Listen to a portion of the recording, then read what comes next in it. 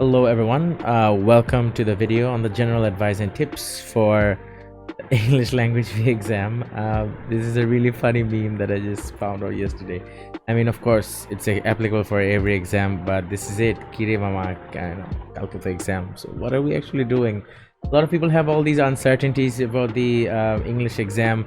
Some say there's no preparation needed. Some have been preparing for over a year and a half or maybe two, but still it's giving them the jitters and they're biting the nails, where the other people, the other half of the people, they're like, hey, whatever. So anyways, here's just a few last minute tips and tricks from a teacher, and I hope this works out for you. All right, so the first thing is that we ought to try out something called, so let's just go over here. This is the assessment objective. Well, these are the assessment objectives. I hope by this time we all understand there are 5 assessment objectives. These are technically like 5 judges, like Indian Idol, American Idol, Bangladeshi Idol, or whatever you call it. 5 judges. So the examiner will be judging you on 5 things. Number 1, AO1, which is whether you are able to understand, a variety of texts. You can read it, pick out information, you can develop ideas, basically PEE. So it means that you pick out a point and then whether you're able to elaborate on it or not. The next thing is assessment objective 2, which is analyzing and understanding and also explaining the effects of linguistic techniques, which is the different language techniques, structural techniques, and lexical techniques, and how they have some sort of an effect on the reader. The third one is exploring and explaining the links and connection. This is basically question number 7, where you just have to compare the ideas and the perspectives, not the effect on the reader. Please do be careful of that. The fourth assessment objective, actually I would say the heaviest one, is that how to communicate properly and effectively. Given that you understand the purpose of the question, the purpose is why you are writing this. Are you writing this to perhaps persuade someone, to inform about something? What sort of language should you use? Should you use the very top formal language, or should you be like, oh yo man, I'm here to write about this and that and all that stuff? Essentially, it's very important that you know your audience. All right, keep that in mind. Not everyone's gonna be all meme language worthy. I hope you're clear about that. And the form, what are we writing? Form is not necessarily format. Form is how you are presenting it as well. Given that you know how to break down paragraphs, the introduction has a separate space, the body has separate developments and everything. And what you're writing, if you're writing an article, you should definitely go for subheadings and stuff like that. Of course, do not say, dear friend, I'm writing to you, something like that. So that's the basic form and everything. And lastly, the most important is the tone. In Edexcel, English Language B, most of the cases we have to follow somewhat of an encouraging tone, either encourage or talk about the advantages of something or talk about the disadvantages of something. That's the mixture that we would like to keep in mind. Remember, in order to inspire someone, to motivate someone, we really have to keep things very nice and jolly. And lastly, assessment objective 5, which is to be able to write clearly, which means whether you're able to have any sort of, let's just say, vocabulary flex over here, I would say, punctuation, grammar, sentence variation, and everything yada yada. You know what I'm saying? I mean, not just writing, today I'm writing about this, then I'll be talking about that, and then I'll be talking about that, so therefore this is it, and therefore this is that. You know what I'm saying? Please mix it up. All right, moving on, we have the first thing is the problem is with time management. So as someone who has prepared for the O-level exams quite a while back, but still have been training for a while, I always ask my students to follow the CAB method, which is first section C, then section A, and then section B. This is primarily because section C is completely detached from the idea or the theme of the text, whereas section A and B is rather connected to the theme of the text, and you need to have some textual context and knowledge about it. The second thing is, well, first let's talk about section C. I think we all have this misconception that if we stop for a while, pause and think, and kind of lay out the architecture or the roadmap for our essay, let it be a story, essay, whatever, we will be wasting time. No, we will not be wasting time. All right, let's be very clear on that. 5 minutes max, write down some drafts and some notes, what to do, how you're gonna divide up the 400 words that you need to write, and that's it. Just brainstorm on the topic and topic related words. For example, if you are writing about, I don't know, your favorite place, and let that be a shopping mall, so all the things that are related to the shopping mall, for example, I don't know, shops, shutters, escalators, stalls, arcades, things that are related to shopping mall. I hope you understand. Mannequins, of course. These are interesting words.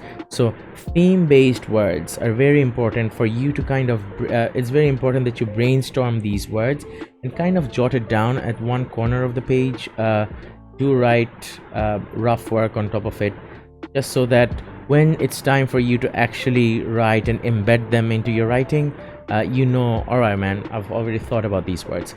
And then for the next 30 minutes, just close your eyes, don't look left and right, just keep writing. We have seen, I've lately been seeing a lot of people speculating about, hey man, I prepared for one story and then I went to the exam hall and then it turned out to be something else. I just wrote about the random rickshaw wala mama or the girl or the guy I had a crush on in the exam hall. I mean, sure, of course, you can do that, but do make sure you do not get carried away. This, ladies and gentlemen, is an exam. Please do not forget that. Do not write too much, do not go overboard, and of course, do not shy away as well in order to, while expressing your thoughts. Alright, the next thing is read the text simultaneously. This is my pro tip for time management, which is read it simultaneously, man. I mean, you cannot be reading the text once for section A and then again finishing section A, question 3 and 6, and then again reading it for question 7, and then again reading it for section B. I know some of you do that. Please, life is very short. It's not for reading the text at least 3 to 4 times. Let's just drop it there. We'll take 15 minutes. My suggestion is taking a pencil or colored pens and use it to annotate your text. For language techniques, one color. For points related to section B, you can note it down on the space below question 8. Just the columns, everything you jot. So basically you have the text in one hand, you have the question paper on the other, and so you're reading. Oh, okay, so you mark on the text for language techniques, and then you write on the paper your summary or bullet points that you pick out that you later on use in your section B. So by the time you're done reading both the texts, you have a lot of points already kind of accumulated for section B, and then just use your creativity to kind of, expand it and build on it. So that's the idea. I hope it's clear. Please do ask any questions or anything you don't understand about. Then we have section A, right?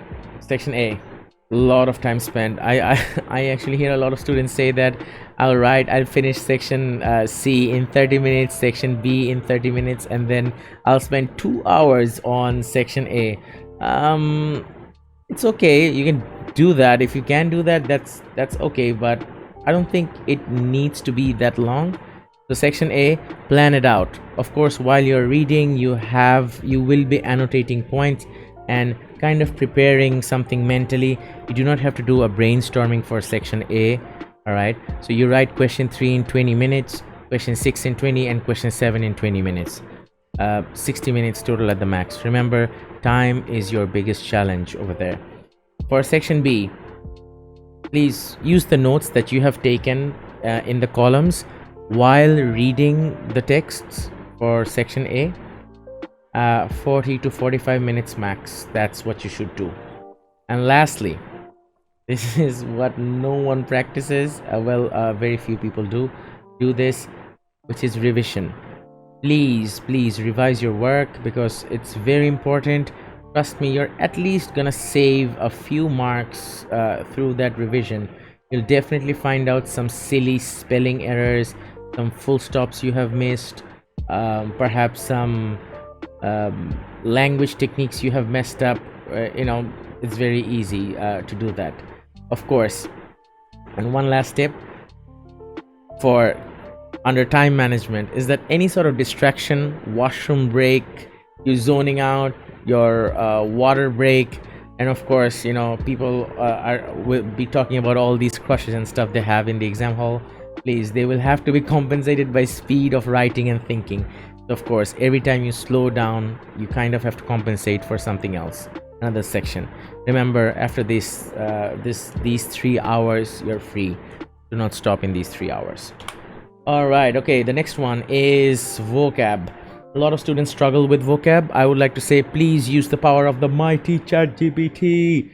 All right, so over here, remember, there are 3 types of descriptions. I always tell my students, the first one we'll be talking about is sensory details. All right, I hope we all understand sensory details by now. Do not just talk about a nice restaurant you've been to or a nice vacation you've been to. Please explain the details or add details, right? Things that you could see: sight, sound, smell, touch. Well, everything that falls within feeling of the skin falls within touch. Then there is taste as well. Please do remember that not always you will need to avail all the 5 senses, unless you're describing your favorite place or favorite moment as a beer buddy. Of course, man, or woman, go ahead, sure, you can have all the 5 senses. But if it's your bedroom or I don't know, an exam hall, please, I hope you'll not be talking about, I don't know, licking the question paper or the pencil or whatever. I've had students do that. No need to go overboard with all the 5 senses, as long as you make sense and keep it sensible. The next thing is, remember the 3 types of description. So the first one was sensory, and the second part is emotive. So gotta keep that emotion going on. Of course, a common mistake everyone makes is that they just describe all the senses and all the things they can see, but not the emotion the writer or you feel, right? The narrator or the character in the story or in that essay, it's about you, how you felt. So do describe your sadness, your happiness, your excitement, your remorse, fear, nervousness, everything.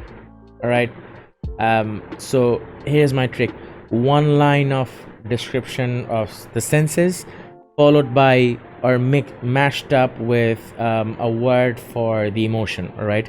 And of course, don't hesitate to use extreme words of feelings, such as like shattered heart. Instead of saying, hey man, I was sad, or I was on cloud 9, or I was ecstatic, instead of saying for happiness.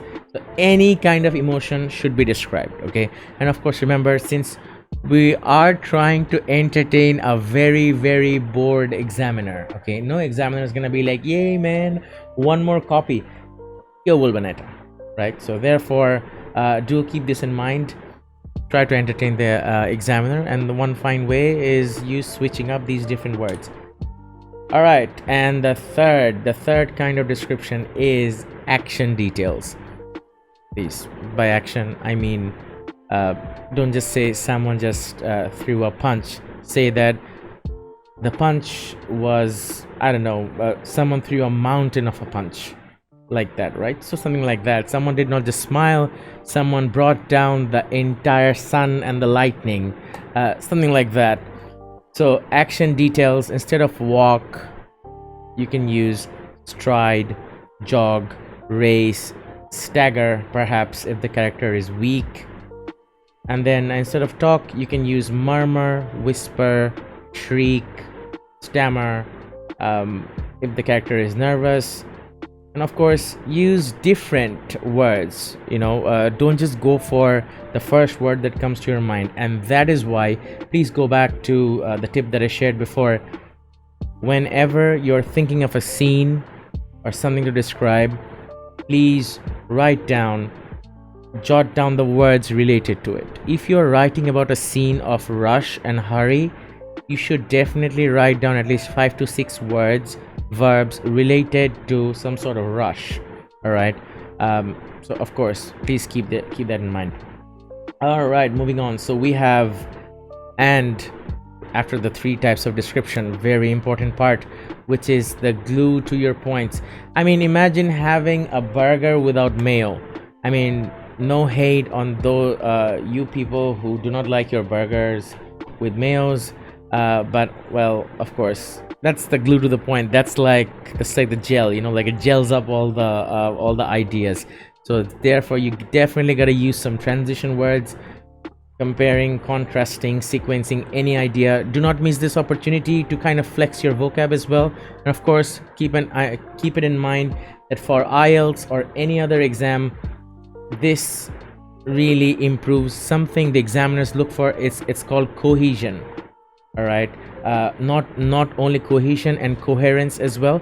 Cohesion is joining the points together, and coherence is the logical flow. So use words, transition words, right? The pro tip is, for section A, use it for analysis answers. For example, first of all, the author uses this. Furthermore, the author uses that. However, the author in text 2 uses that. Go crazy with it. Use it for section B as well, for any sort of multiple layers of advice or disadvantages you're picking out. Go for it. And lastly, of course, those of you who are going for argumentative essays and descriptive essays, you really need it, because you just don't want to go on describing and telling your points and that and that and that. You kind of want to take a break, or use these transition words to make a quick switch. Remember, it's your exam, it's your paper, it's your idea. You have written it down, but the reader has actually not been in your head. They do not know how the ideas are flowing. So therefore, that's why it's very important for you to use transition words. All right. Over here in the video, so you can pause for a while and you can kind of go through this, take a screenshot of it. I know most of you know this, so again, I'm saying for definitely you can Google up, you can search it on ChatGPT, Jasper, or Bing, or whatever. These things, like these words. And of course, see, I just made that mistake, of course, because I'm talking. Do not use the word thing. It's not a good word. All right, we always use thing as a substitution of a word we cannot identify. So there are these 5 categories that I kind of gave samples for. Please do study this up and try to use it in your writing. Okay, and then what we have is something, oops, my bad. We have, do not skip questions. This is very, very important. We should not be skipping questions, because when we skip questions, it's kind of dangerous. It kind of hurts our impression with the examiner as well, but also it's a big gamble we're losing. All right. For example, something is better than nothing. You at least write down something. There is no negative mark for it. I really hope you understand. A lot of us think, Bangladeshis of course say, bhul hole mark katbe na. No one's actually gonna cut away the marks. You're not just gonna be awarded that mark. All right, it's nothing about cutting it away, because that's the policy of negative marking. We do not have negative marking in IGCSEs. So do not skip questions. Now this is a perfectly applicable proverb. Time to use your language techniques in every places. in every place. All right, so 1 mark can change your grade. Do not skip 1, 2, 4, and 5. Read the question very, very carefully.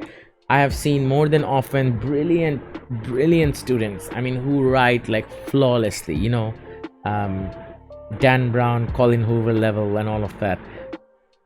They often make mistakes with 1, 2, 4, and 5 because they're in such a rush in order to pick it out, and that overconfidence kicks in, because they often say lines 11 to 25.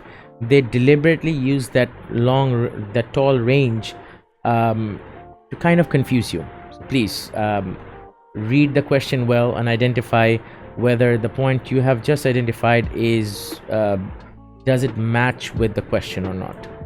All right, and then also don't paraphrase too much of it, of course. So if you paraphrase too much of your question, of your answer, it might often change the meaning. And then again, I forgot this point. Please do not copy the entire paragraph into the answer sheet. A lot of students do that. It's just very annoying for the examiner. All right, so do not skip section A, question 7, please. This is like your golden goose. There is no time. Only talk about the basic differences. Forget the evidence, forget everything. Talk about the purpose. Purpose is what? Why was it written? The register, as I said, type of language. Audience, who is it for? Form, is it an article or a speech or blog or whatever?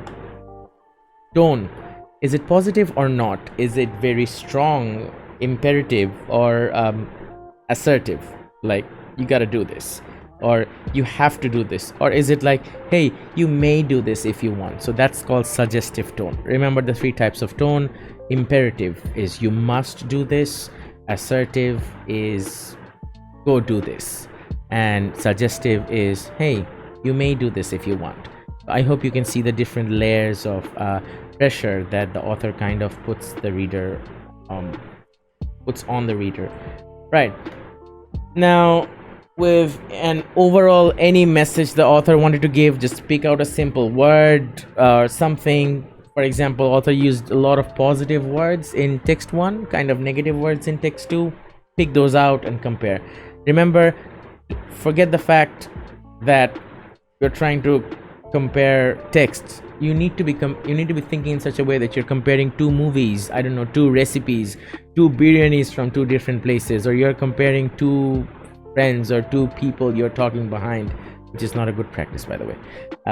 So games, concerts, like Anuv Jain versus Tasan or whatever. So that, right? So all of these differences. So compare that, keeping the idea same, right? Both are musicians, both are games, both are movies. Similarly, the texts we have also have similar themes. Okay, moving on. For section B, directed writing or transactional writing. If you see time is running out, just start writing the conclusion real nicely. Connect with the intros and repeat the overall idea of the text. Write at least 3 pages. Okay, make up the statistics and data and just add an authentic source. Make it up. A review by this newspaper or a group of university students or professors did this. Okay, then we have if only, and if and only time is running out and you have less than 5 minutes or 5 to 7 minutes only left and you barely haven't finished section B, just go for the conclusion. Just cover it all up, cover all the bullets, that just write in bullet points only and go for the conclusion. Okay, you don't even need to try out filling out full sentences. Just at least show the examiner that, all right, I might not have had enough time, but I at least wrote down the bullet points. I'm here. And for section C, indicative and creative writing, please do not spend too much time writing this. 1 hour, 1.5 hour for section C is like, it's gone, man. The rest of your paper is gonna be struggle. Do not stop and overthink that whether I did this or not, whether I did it right or not. So of course, do the thinking before the writing. As I said, brainstorm for 2 to 5 minutes. Do write rough work on top of it. For argumentative essays, use transition words, the list, PEE points. Don't just say, hey, this is good for us, technology is good for us. Say why technology is good for us, give an example, and explain why that example kind of works. Okay, and of course use academic vocabs, which in IELTS we use. Basically it's kind of like, instead of saying show, demonstrates, something has risen, you can say something has increased. All right, something has fallen, you can say something has plummeted, right, or declined over the years, things like that. So remember, for argumentative essay you need to be that formal Winnie the Pooh. All right, um formal Winnie the Pooh joke. All right, anyways, so section C, indicative and creative writing. Interesting. A lot of us get stuck at it. Do not spend too much time of course on this. I think we just went over this, sorry for that. So for story and narrative essays and descriptive essays, it's very important, again, you go back to that point that we were talking about, the vocabs, the 3 stages of description: sensory, emotion, and action. Describe everything. One more thing as well, brainstorm the details of the scene often, right? What, when, where, who, how, why. You can actually also divide up the paragraphs into these sequences, right? So you can all describe about the time and everything of that place or that event, who were there with you. So you can divide it up into different parts, and that'll be about it. I have a quick example of a rainy day afternoon over here that I usually show to my students.